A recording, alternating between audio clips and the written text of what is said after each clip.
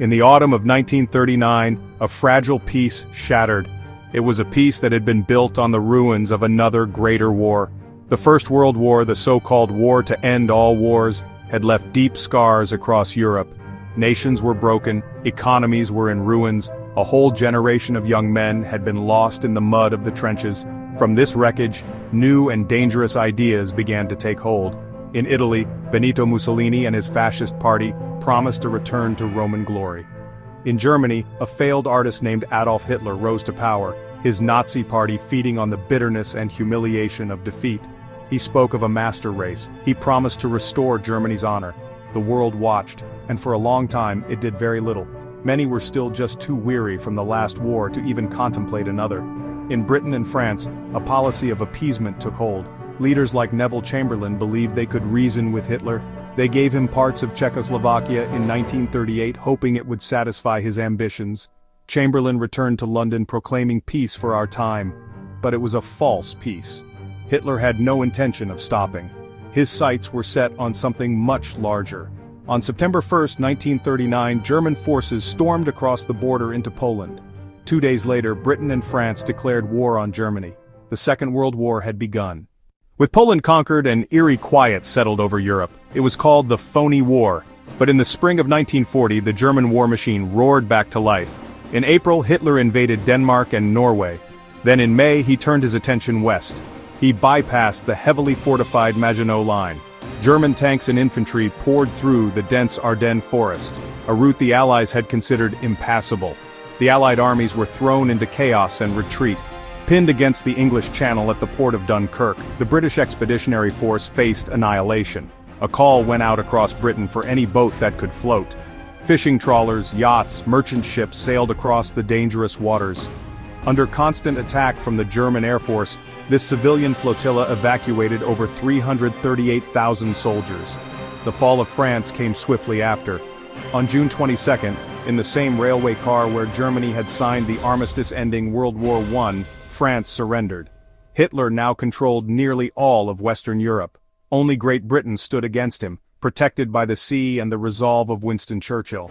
Hitler prepared to launch an invasion of Britain, but first, he had to gain control of the skies. The Battle of Britain began.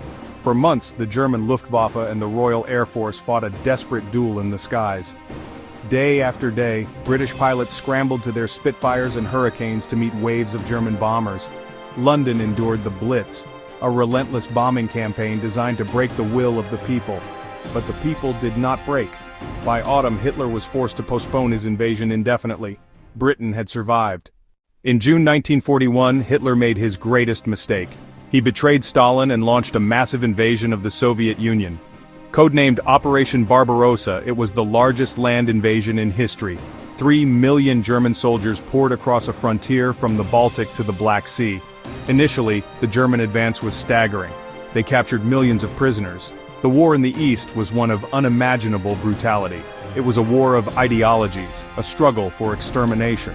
The vastness of the Russian landscape, scorched earth tactics, and the brutal Russian winter began to slow the German war machine.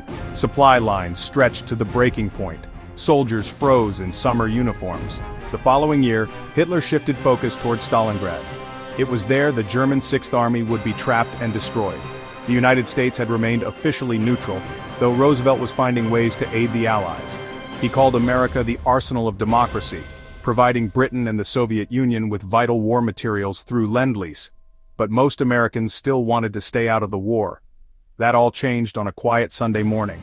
On December 7, 1941, naval forces of the Empire of Japan launched a surprise attack on the U.S. Pacific Fleet at Pearl Harbor, Hawaii. The attack was devastating, sinking numerous battleships and killing over 2,400 Americans. But it was a tremendous strategic blunder. The attack did not break the American spirit, it united it. President Roosevelt addressed Congress, calling December 7th a date which will live in infamy. The United States declared war. Germany and Italy declared war on the United States. The conflicts in Europe and Asia had merged into one global catastrophe. The sleeping giant had been awakened. By 1944, the tide had turned decisively against the Axis powers. The Soviet Union was on the offensive, pushing the German army back across Eastern Europe. In the Pacific, United States forces were island hopping, fighting bloody battles on tiny islands as they moved closer to Japan. But the final liberation of Europe required a direct assault on Hitler's fortress Europe.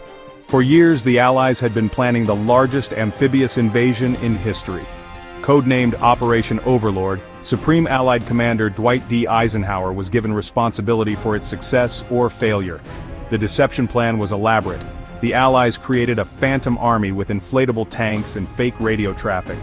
In the pre-dawn hours of June 6, 1944, D-Day, the invasion began. Over 150,000 troops prepared to land. Paratroopers dropped behind enemy lines to secure key bridges and roads. The naval bombardment was immense. Then, as the sun rose, the landing craft hit the beaches: Utah, Omaha, Gold, Juneau, Sword. The fighting was savage, especially on Omaha Beach, where American forces faced entrenched German positions and suffered horrific casualties. For a few desperate hours, the fate of the invasion hung in the balance.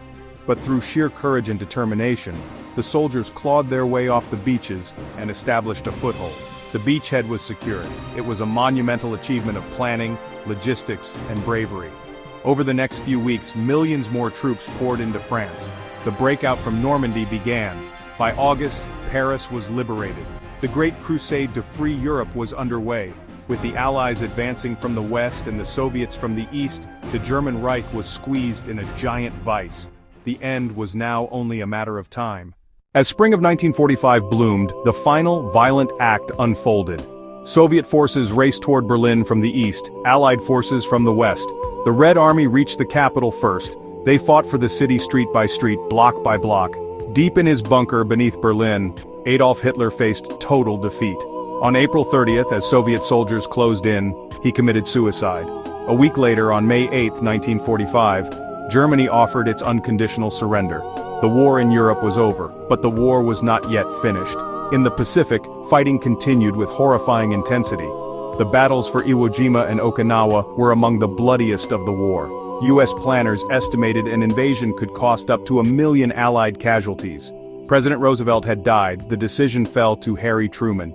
He was presented with the atomic bomb. On August 6, the Enola Gay dropped a bomb on Hiroshima. The city was obliterated. 3 days later, a second bomb was dropped on Nagasaki. Faced with this power and a Soviet declaration of war, Emperor Hirohito intervened. On August 15th, Japan announced its surrender. The Second World War was officially over. The world that emerged was profoundly changed. Over 60 million people were dead. Entire cities lay in ruins. The Holocaust, the systematic murder of 6 million Jews and millions of others, was revealed to a shocked world. The old European empires were shattered. Two new superpowers, the United States and Soviet Union, faced each other across divided Europe. The United Nations was formed in hope of preventing such a catastrophe. The war had been a story of unimaginable destruction but also of incredible sacrifice and courage. It defined a generation and reshaped the map of the world forever.